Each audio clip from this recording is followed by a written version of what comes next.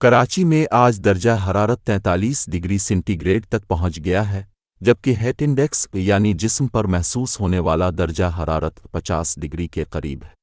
یہ صورتحال خاص طور پر بچوں، بزرگوں اور دل کے مریضوں کے لیے خطرناک ثابت ہو سکتی ہے۔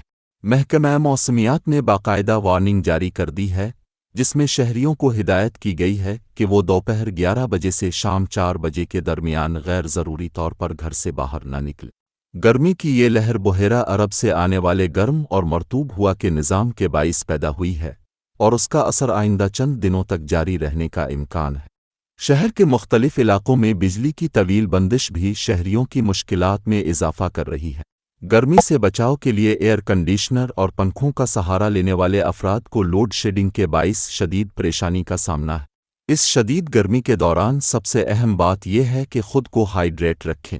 محکمہ صحت نے اسپتالوں کو بھی الرٹ پر رکھا ہے تاکہ ہارٹ اسٹروک کے کسی بھی ممکنہ کیس کا فوری علاج کیا جا سکے۔ آخر میں ایک اہم پیغام: گرمی ایک قدرتی آفت ہے، لیکن احتیاط اور بروقت تدابیر کے ذریعے ہم اس کے خطرات کو کم کر سکتے ہیں۔ اپنی صحت کا خیال رکھیں اور ارد گرد کے بزرگوں، مزدوروں اور بچوں کا خاص خیال رکھیں۔